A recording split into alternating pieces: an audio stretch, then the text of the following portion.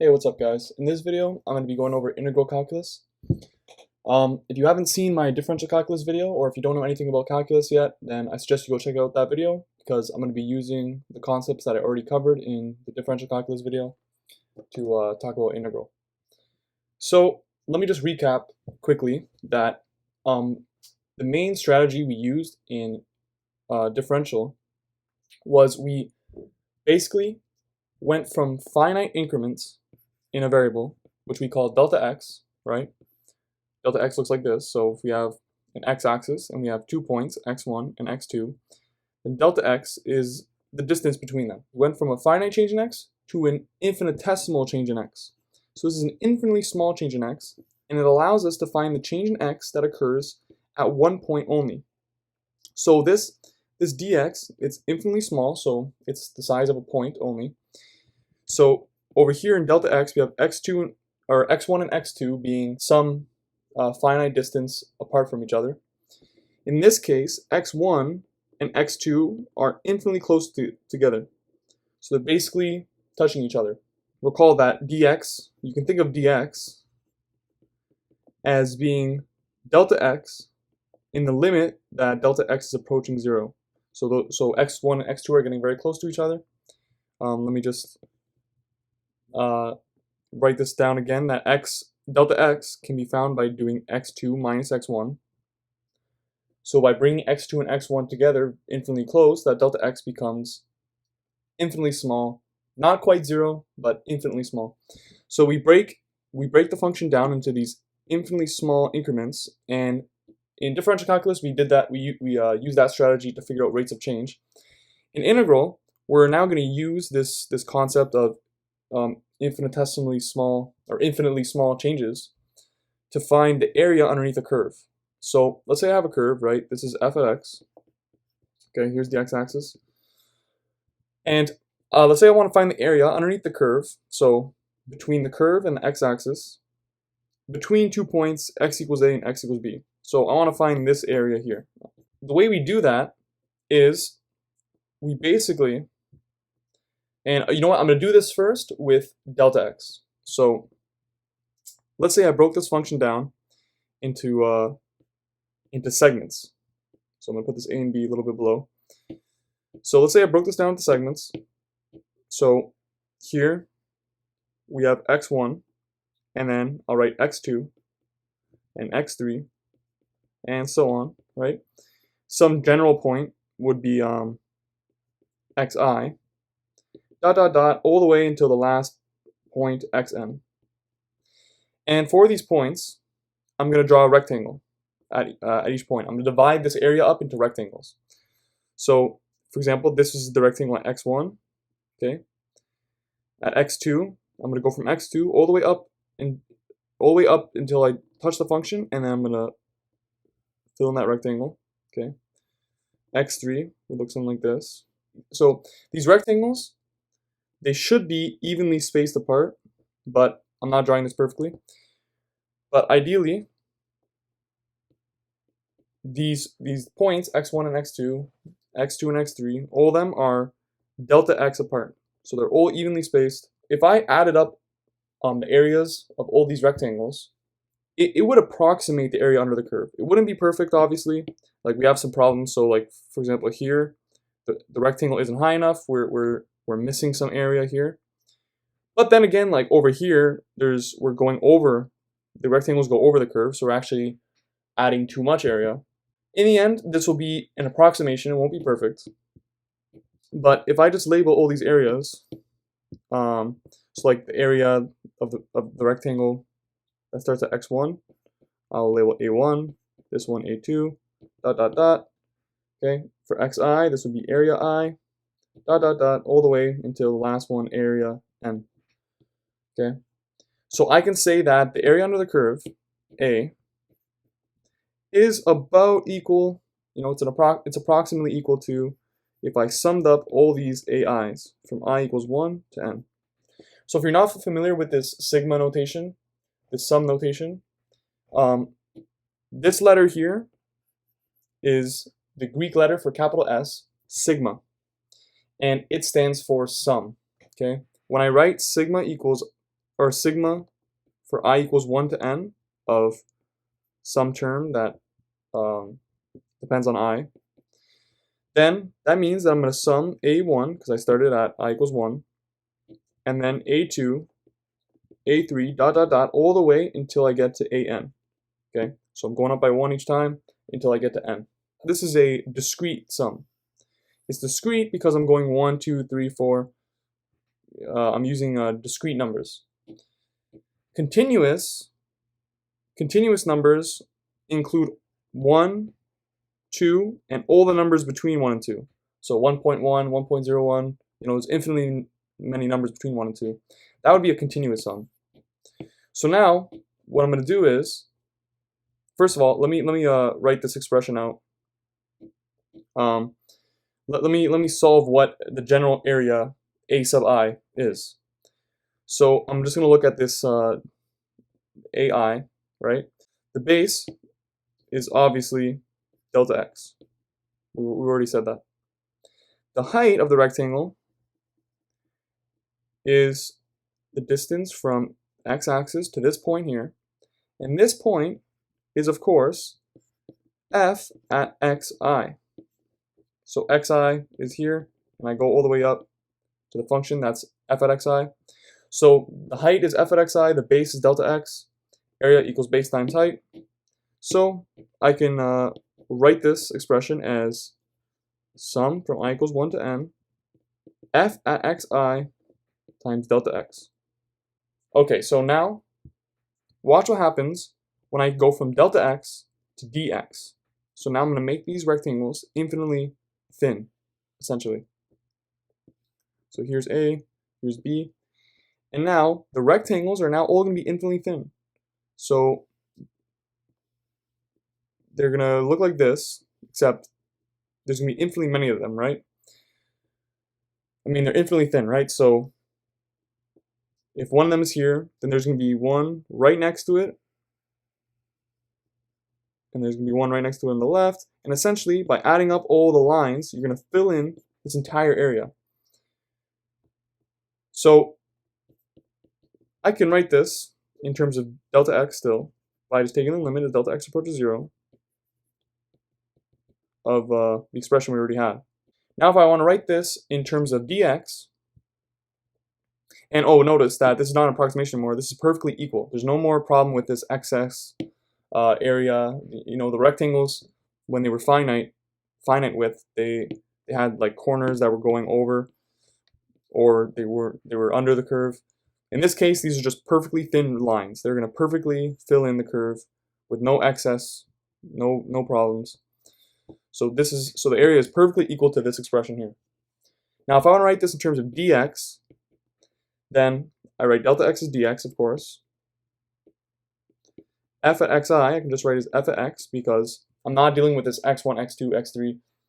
Now I'm doing f at every single x between a and b.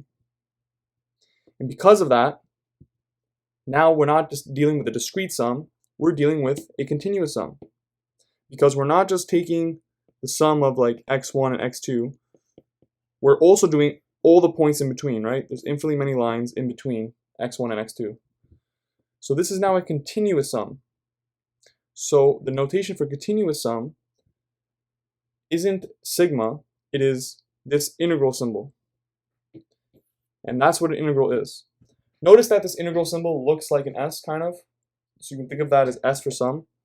But so how you write this area is we write it as the integral from A to B of f at x with respect to x. This here is called the definite integral of f at x with respect to x. And it finds the area under fx between a and b. So next to this expression, I've just drawn a little illustration to show that this is the area underneath the curve between a and b, just so we can see. So this is a definite integral. Now an indefinite integral is when I don't care about the points a and b. I just want to know what the area is at some value of x. How we think of this is we start at some starting point. Okay, it's arbitrary. I'm going to call it x naught. It's an arbitrary reference point. We actually don't care what the reference point is. When we talk about an indefinite integral, we're basically asking what's the area from some arbitrary reference point to some point x. We call this the area at x. So we write this as an indefinite integral where we write it without bounds on it. So we just write the integral of f at x with respect to x. So there's no bounds on it. This is an indefinite integral. Now you can think of this indefinite integral as sort of being like the integral, the definite integral from x naught to x of f at t with respect to t. The reason I have to put a t here, it's still the same thing. I'm just replacing the letter x with the letter t. It doesn't matter. It's, the function's not changing. I'm still taking an integral of this function with respect to what the function is with respect to. I just have to write a different variable here because I put the variable x in this bound, and it's improper to have the same variable here as the same variable here. That's just an improper way to use the notation. But the reason we don't use this as the indefinite integral is because the indefinite integral does not care about this reference point. It does not care what x naught is. Writing it like this would seem to say that I care what x naught is since it's in my expression, but the indefinite integral is not concerned with this arbitrary reference point. And you'll see how that works out soon. To figure out how to solve integrals, what I'm going to show is how it connects to the derivative. So take a look at this. So here's my reference point, x naught. And then here I'm going to draw x. And then infinitely close to x would be the point right next to x, which is x plus dx. So these lines should be infinitely close together, right? Dx is infinitely small. But I'm drawing them with some space apart so you can just see what I'm trying to illustrate here. But just remember that those 2 points are infinitely close together technically. So take a look at this. So the area that goes from the reference point all the way to x plus dx, which I'm outlining in blue, is a at x plus dx, which we can get from the indefinite integral, right? And the area that goes from the reference point all the way to x would of course be a at x. So to get the area of this rectangle here, you can see that I get it by doing a at x plus dx minus a at x. And if you just remember from the differential calculus video that this is equivalent to the differential of a at x, d a at x. Now there's another way I can find an expression for this area. We can see that I can use that base times height thing that I did before. So of course the height is f at x, right? And remember these lines can be infinitely close together, so it doesn't matter that x plus dx looks like it's a different height. They're really the same. They're infinitely close together. I'm just drawing them separated for illustrative purposes. And the base here is of course dx. So that means that the area, which I already said is d a at x, is also equal to f at x times d at x. And if I just go ahead and divide both sides by dx, I can show that dA at x by dx equals f at x. And remember that a at x equals integral of fx with respect to x.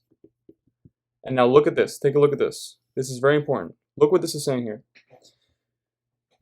If a is my integral of f, then when I take the derivative of a, it will bring me back to f. That means that integration is the inverse of differentiation. So this a is known as the antiderivative of f. You're basically going backwards from the derivative. We label the antiderivative with a capital. So the antiderivative of f is capital F at x, and it is equal to the integral of f at x dx. So antiderivative, integral is the same thing. So integration is the opposite of differentiation. That's how they connect. And so what that means is that if I take the derivative of the antiderivative, it'll give me back to the function. So integration finds the antiderivative.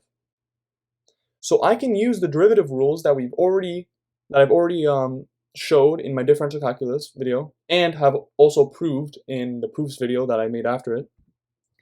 So I can use those known derivatives to basically backtrack and figure out what an integral of a function would be. So let me give an example. We learned that the derivative of a constant, c, is equal to 0. That means that the integral of 0 is equal to a constant. Now that probably seems weird, you know, the integral of 0, shouldn't that be 0? I mean, the area under a curve f at x equals 0, I mean, if f at x equals 0, then the curve will just look like this. There should be zero area. Okay, well, I didn't draw that with very straight lines, but you get the point. It seems like there should be 0 area underneath the curve. This will make sense in a second. Let me do another example. We know that the derivative of x to the power of n, a power function, is n times x to the n minus 1. Now let me divide both sides by n, and remember that I can bring constants into and out of the derivative. So this will become, so look like this. And now I'm gonna change n. I'm basically making a substitution, but I don't want to change the letter n because I just want to keep it n. So I'm gonna bring n to n plus 1, which means that n minus 1 will go to n. So I'm incrementing n by 1. This will become x to n plus 1 over n plus 1, and n minus 1 goes to n. So this is x to n. So from this here, the fact that the derivative of this expression here gives me x to n, that means that the integral of x to the n equals x to n plus 1 over n plus 1. However, that's not the only derivative that will give me x to n. Because look what I can do. What if I added a constant, c? Well, from our knowledge of how derivatives work, we can bring the derivative into each of these terms. The derivative of this will, of course, give me x to n. And the derivative of the constant will be 0. So this will look like this, x to n plus 0. So it doesn't change. So that means that to truly write what the actual antiderivative is of x to n, I need to have this constant term here. This is why there's a constant term for the integral of 0. The integral of 0, it is 0, but I have to add a plus c at the end. Because always this plus c, this constant term, will always go to 0 when you take the derivative. So you can think of this plus c as having to be in the indefinite integral, in the solution to the indefinite integral, because of this antiderivative. But you can also think of it as having to do with the arbitrary reference point. That constant is arbitrary. It can be anything. So that plus c, whatever the reference point is, that plus c basically takes care of it. You can think of it like that. And again, we're going to keep it plus c. We're not going to figure out what c is because we're not picking a reference point. It actually is arbitrary. For the indefinite integral, we don't care what the arbitrary reference point is. We don't care what that plus c is. We just know it's some constant. We don't care. When we do care about that stuff is when we take the definite integral, which, recall, looks something like this. So to get the definite integral, I can get it from the indefinite integral. So here's my arbitrary reference point, and then here's a, here's b. I want to find the area between a and b, right? Well, you can see hopefully that the area that goes up to a is of course a at a, which I'm not going to write a at a anymore. I'm going to write the antiderivative f at a. And similarly, if we go from the reference point to b, we get f of b. So this area between a and b is of course equal to antiderivative of b minus antiderivative of a. We solve the indefinite integral. Okay, we get that capital F at x. It'll have a plus c in it too, always. And then we write that in square brackets, and then we write a and b at the end of the square brackets like this to say that we are now going to use this indefinite integral to get the area between a and b.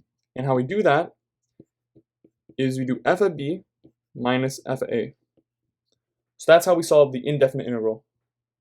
And notice that, let's say our f at x equals some function of x, g at x, plus c, right? It's always going to be some form. There's going to be a function, and there's always going to be a plus c at the end for our antiderivative.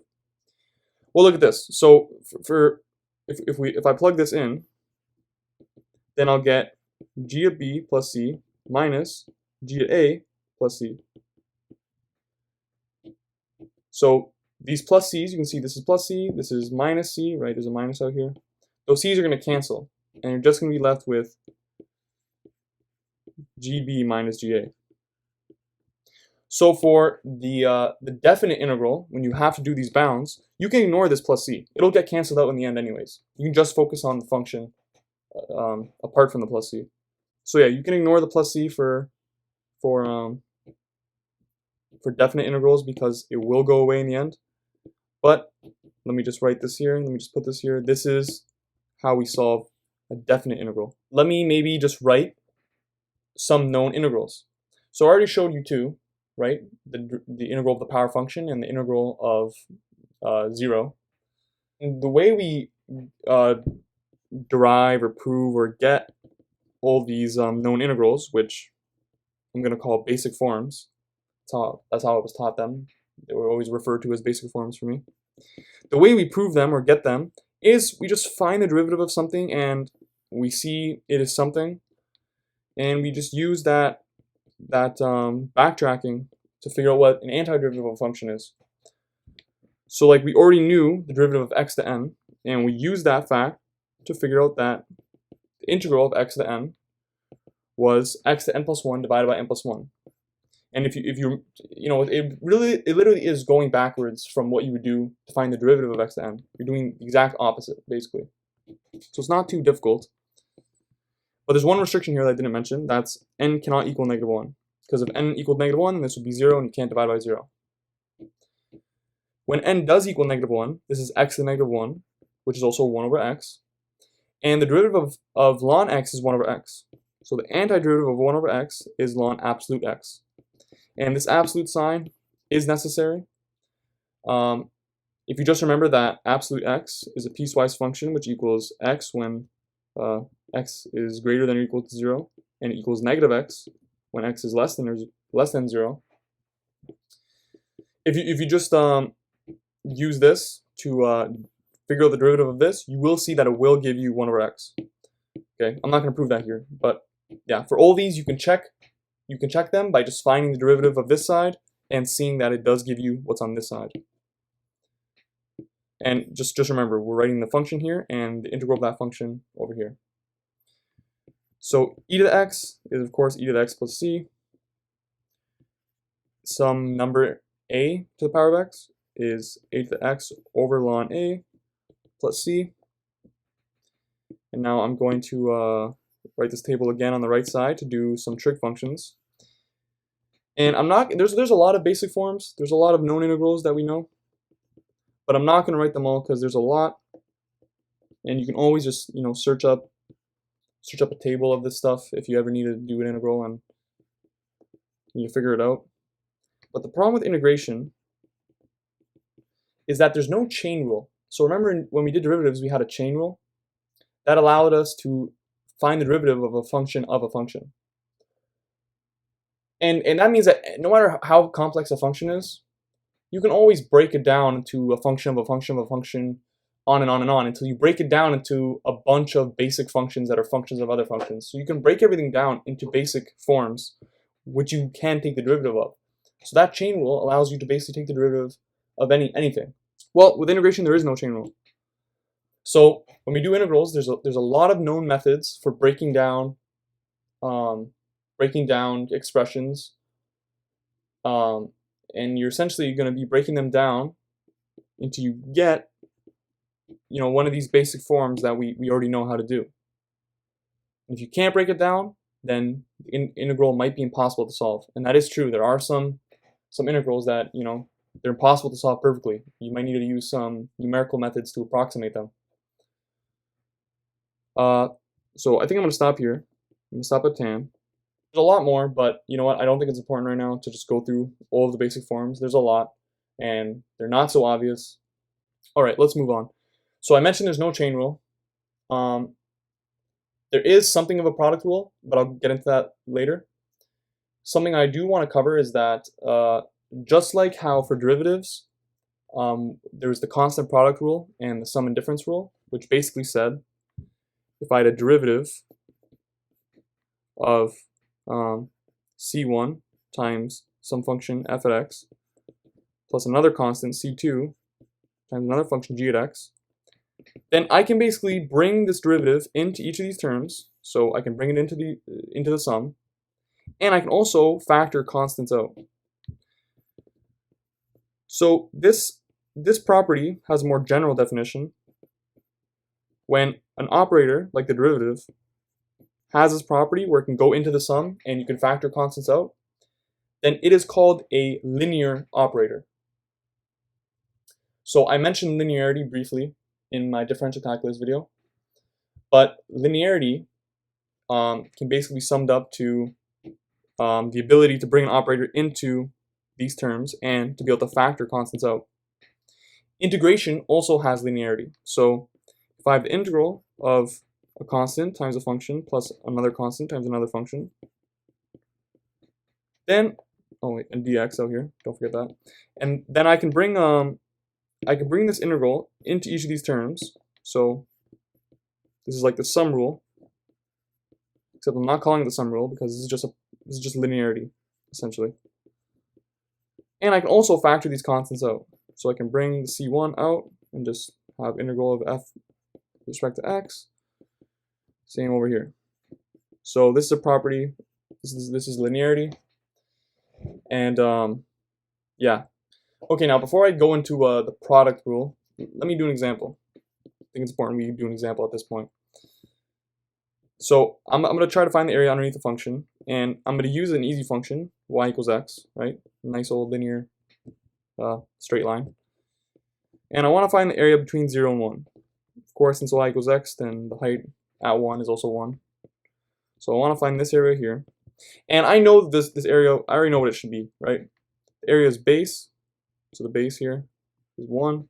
The height is also 1. So this is base times height divided by 2. That's the area of a triangle, so that's 1/2. So I already know the area should be 1/2. But now I'm going to get it using integration. So to find the area, I do the integral of f at x, which is x, between 0 and 1. This is a definite integral. So first I'm going to do the indefinite integral. I'm going to solve that. So if we just look at how to do power functions, we add 1 in the exponent and divide by that number, whatever that new number is. So this is going to be x squared over 2, and there is a plus c there, but because I'm doing a definite integral, that plus c is going to go away, so I don't care about it, right? I'm writing in these brackets, I'm doing this between 0 and 1. The plus c does not matter for this. Okay? And then I'm going to plug in the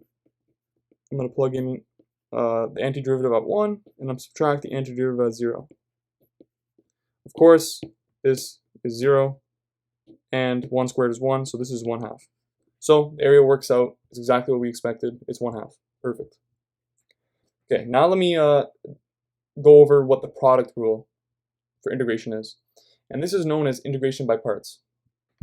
It's not the exact same as the product rule for differentiation, but it's something like that. So let me start with the product rule for differentiation. So say I have u and v, they're both functions of x. I take the derivative of u times v, then the product rule says I take the derivative of u first times v plus u times the derivative of v. Now I'm going to multiply both sides of this equation by dx. So I'm basically going to cancel the 1 over dx on all these terms. So then I have d uv equals v du plus u dv. Okay, now I'm going to isolate for this u dv. I'm going to keep that on this side. So that means I'm going to bring that v du over on that side. So I'm going to have d uv minus v du. And now I'm going to integrate both sides. So I'm going to put an integral symbol there. So then integral of u times dv equals, now again, this is integral is a linear operator, so I can bring it into each of these terms. If I bring it into this term, then this is just the integral of 1, right? Maybe let me write this out. It's duv minus integral of v du. Okay. There's nothing here, that wasn't supposed to be 0. I was just trying to circle. There's nothing here, which means there's a 1 there, right? So the integral of 1 is, well, you can use the product rule. So 1 is like x to 0. So the integral of that would be x to 1 divided by 1. Of course, there's a plus c. So I can just write x there. And so in this case, we're not using x, we're doing uv. So this would be uv. And then there's a plus c there, but I'm not going to write plus c yet because, look, I have another integral here. And the plus c will come off this integral, right? I'm not going to write plus 2c. Like, I'm not going to have the plus c from this and the plus c from this and put them together and say plus 2c. Because 2 times a constant is still a constant, okay? You know, it's just a constant. I don't care what it is. It's just some constant. So there is our product rule. So again, this is called integration by parts. And for us to understand how we can use this, first, let me go over a little bit more how this differential operator works. So if I have the differential of a function f at x, I can put this in terms of the differential of x, dx. Because if I have the derivative of f with respect to x, and I multiply this by dx, you can see that these dx is canceled, and I'm just left with df. So I can put this df in terms of dx by multiplying it by the derivative of f with respect to x. Okay, so that means that if I have some function, I'm going to write g dx, I can write this in terms of dg by putting the antiderivative in this d. Because again, dg, d capital G, equals dg by dx times dx, right? And I'm saying dg by dx will give me g, right? G is the antiderivative, so if I take the derivative of the antiderivative, I get back to g. So I can go from this, from g dx, to bringing this g inside by taking the antiderivative and putting it inside. So that's how we use product rules. So let's say I have the product of 2 functions. Then I can turn it into something that looks like this by finding the antiderivative of g and bringing it inside, right? Then I'll be able to use the product rule, or integration by parts. So let's do an example. Let's do x times e to the x. Okay. So this is nice because e to the x, the antiderivative, is e to the x, of course. The derivative is e to the x. You know, e to the x doesn't change when you do derivatives and integrals to it, which is nice. So I can bring this inside here. This will just look like d e to the x. Oh, and remember, even though the antiderivative should have a plus c, I don't have to write a plus c here because I still am doing an integral. So the plus c will come out at the end. So I only put the plus c at the end when I'm done everything, because there's no point of doing it before that. Okay, so now integration by parts says if we have this integral of u dv, so integral of x dex, we do u times v, so x times e to the x, minus integral of v du. So this is minus integral of e to the x dx. And of course we know that the integral of e to the x dx is e dx still plus c. So I'm going to put that plus c out there. And I'm going to factor in e dx out. This will be e dx times x minus 1 plus c. And now I can check my work by taking the derivative of this, and it should become this at the end. So let me go ahead and take the derivative of that. Okay, it'll equal, well, we got to do product rule. So first of all, I'm not even going to include this plus c because we know that plus c is going to go to 0 when we take the derivative of it. So I'm just going to focus on this here. Okay, so we do product rule. So first I take the derivative of e dx, and then I have e dx times the derivative of this term here, which is just 1. And I'm going to multiply this e dx out into the bracket. So this is x e to the x minus e dx plus e dx. Of course, these two cancel, and I just get x times e dx, which is exactly what we started with. So that's good. We did that right. So another strategy that is very common when doing integrals, that is very useful, is substitution. We let u equal some function of x. So, you know, we're doing some integral, and inside this expression, I'm leaving it blank right now, but inside that we have some f at x. Well, there's times where it's useful to make a substitution to let u equal f at x, which means that du equals, of course, d f at x, which is equal to df by dx times dx. And now look at this. So I know what u is, and now I can make a, also, of course, if I make u equals f at x, then I can replace every x with a u, right? X equals the inverse function of x, or inverse function f of u. So I can replace every x with a u, and I can replace this dx with a du. So look at this, we have du equals df by dx times dx. If I bring this to the other side to show what dx equals, you can see that this is 1 over df by dx times du. So substitution is useful when the derivative of a part, f at x, is a factor of the expression. Let me give a concrete example. Let's say I want to take the integral of this here. Okay?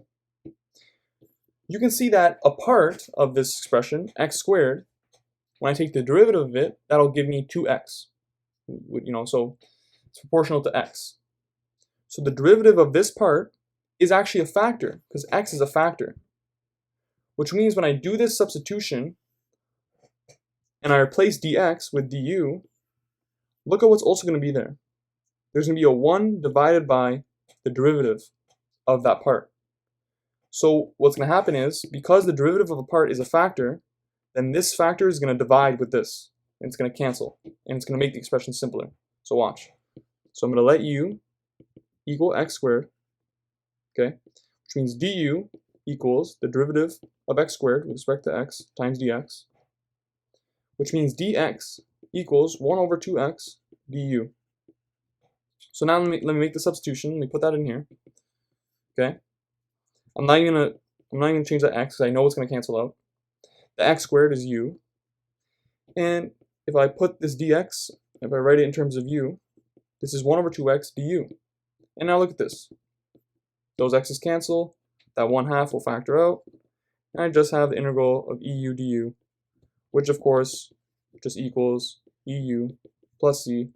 And if I just plug in what u is, I just put e to the x squared instead of e to the u. So substitution is very useful when you have that the derivative of a part is a factor, because it'll cancel out because of this this result here. All right, now before I end the video,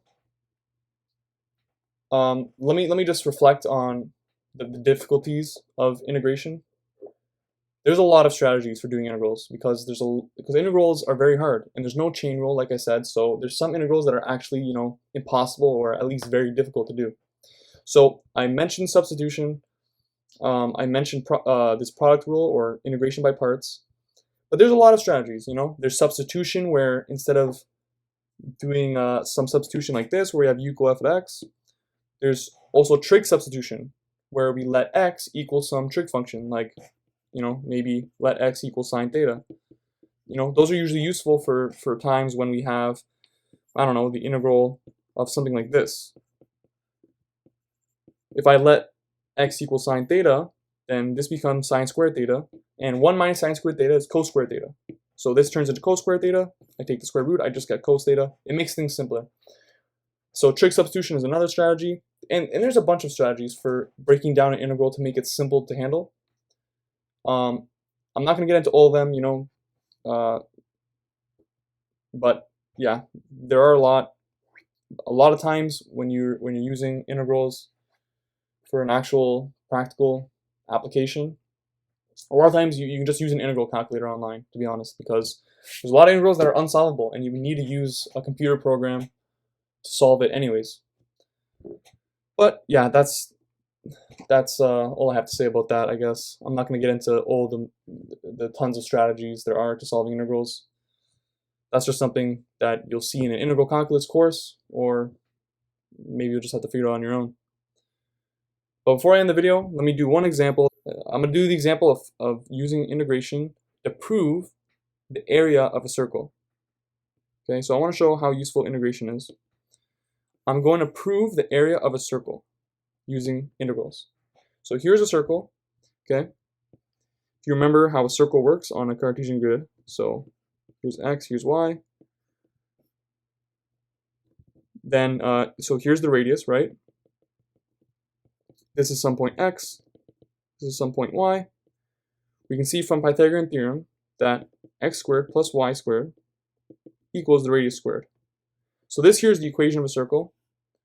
Basically, for any points x and y where x squared plus y squared equals radius squared, that is a point on the circle. So that's the equation of a circle right there. And we're going to use this equation to find the area of a circle. I'm going to prove the formula for the area of a circle. So first of all, this equation is not nice right now because it has an x and a y on both sides. I want to isolate for one of them. So I'm going to isolate for y. If I do that, I'm going to get y equals plus minus r squared minus x squared. So plus minus, that means I have two functions. So one of them is the top half, which is when y is positive. So this is y equals positive square root of r squared minus x squared. And I have another function, which is the negative part of y, which is y equals negative r squared minus x squared. So first of all, notice that when I take the area, I'm basically taking a sum of all those rectangles, right? Before I was doing the rectangles between the function and the x-axis. So in yellow, look at this. Before I was doing like a rectangle from the x-axis to the function. So the height is obviously just the function at x, whatever that x is. But now I need to do a rectangle between two functions. Okay. So the height now, it's not hard to find. It's the distance between those 2 points. Okay. So it is delta y, which equals y2 minus y1. So y2, the higher one, is that positive function. So the positive r squared minus x squared. And that y1 is the first point. So remember, whenever I'm doing those deltas, I'm going from the bottom to the top. So I do the second minus the first, right? So this is going to be minus.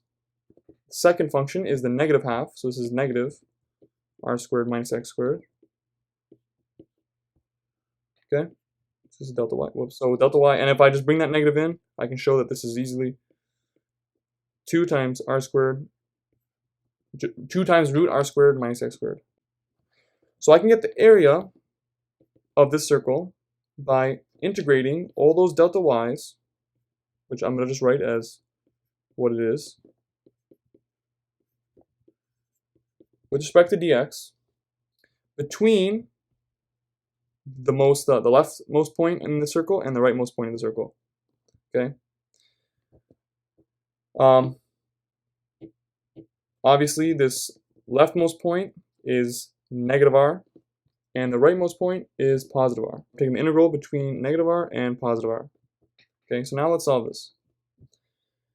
So for this, like I mentioned, I'm going to use a trig substitution. So I'm going to say let x equal r sine theta. Okay, and then dx will equal r cos theta d theta. So when I plug this in, instead of x squared, I'm going to get r squared sine squared theta, right? Because x is r sine theta. And instead of dx, I'm going to write r cos theta d theta. So now everything's in terms of theta. And because that's the inside of the integral is in terms of theta, these bounds have to be in terms of theta as well. But I'm not going to write it in terms of theta. I'm just going to write it. Actually, I will. I will figure out what those theta 1 and theta 2 are, because it's not hard. So actually, you know what? No, I don't want to get into too much trigonometry right now. So I'm just gonna write theta 1, theta 2, and I'm gonna switch them. I'm gonna switch it all back to x in the end. So okay, so first of all, this r squared factors out, so I just get 2r, and then inside will just be 1 minus sine squared theta, which, like I mentioned, is cos squared theta. That's the Pythagorean identity. Okay, so this will become 2r squared. You know, the constants factor out. Okay, square root of this will be cos theta times cos theta. I'll get cos squared theta. And now to solve this integral here, I'm going to use the fact that if you remember the double angle formulas, cos 2 theta equals 2 cos squared theta minus 1, which means that cos squared theta equals cos 2 theta plus 1 divided by 2. So I'm going to sub that into there. So I just use trigonometry to really simplify this function that I had. Okay. Now I don't have any squares. I just have, you know, nice cosines, which I know how to do. Okay. So first of all, I'm going to break this down. Okay. So I just broke down this fraction. So the integral of cos 2 theta is 1/2 sine theta. Sorry, sine 2 theta. Yeah. So again, I can check this. If I take the derivative of 1/2 sine 2 theta, integral of sine theta is cos theta, and then I take the integral of the inside. Integral of 2 theta is just 2, so that 2 comes out, and then 2 will cancel with the 1/2. I'll get cos 2 theta. So that's the integral there. And then this will be, of course, plus 1/2 theta. First of all, I'm going to factor out this 1/2 out of all. Oops. I'm going to factor out this 1/2 to get rid of the 2 on the outside. Actually, let me go from sine 2 theta back to sine theta. So if you just remember that the double angle formula for sine 2 theta equals 2 sine theta cos theta. And also, I already know that I let x equal r sine theta, which means that sine theta equals x over r. And cos theta, which equals the square root of 1 minus sine squared theta, would then of course be 1 minus x squared over r squared. So now I can turn all of this stuff back in terms of x. And of course this theta here, theta is equal to sine -1, so inverse sine of x over r. So now I'm going to write that in here. So I took this 1/2 out. Whoops, I took this 1/2 out. This 1/2 here is the 1/2 that was inside that square bracket. I factored it out. So the sine 2 theta is going to turn into 2 times sine theta cos theta. And you can see that that 2 is going to cancel with the 1/2 out there. So this 1/2 is going to cancel with that 2. I'm just going to have r squared. And then I have sine theta, which is x over r, times cos theta, which is square root of 1 minus x squared over r squared, plus sine -1 of x over r. And now that I've turned everything back into x, I can now write that I'm going from -r to r. Okay, now finally, all I do is I plug in r and -r. So first of all, if I put r in here, whether it's -r or r, -r squared is r, or I mean -r squared is r squared, positive r squared is of course r squared. So this will always be r squared over r squared, which is 1. 1 minus 1 is 0, so this term will always be 0 for both of them. So I'm going to have, so that this first term will be 0 for r and -r. So over here I'll just have sine of r over r minus sine -1 negative r over r, which is of course sine negative 1 of 1 minus sine negative 1 of negative 1. And if you just remember what angle gives me 1 and negative 1 for sine,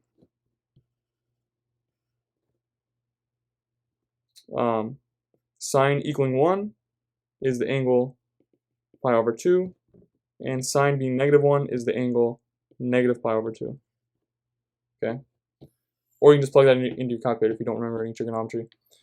So this is r squared pi by 2 minus negative pi by 2. So that becomes pi by 2 plus pi by 2, which is pi. So this becomes pi r squared. And so the area of the circle is pi r squared. So there I've just used integration to prove the area of a circle. And integration can be used to do a lot of things that have to do with finding areas and volumes, because you can break any complex shape down into infinitely small sections and then just add up all those sections. So integration is obviously very useful, and because it's the antiderivative, it is also very useful in going back and forth between derivatives and going back to the antiderivatives and etc. So it's the inverse of differentiation, and it can find areas under curves. So that makes it very important. Anyways, thanks for watching.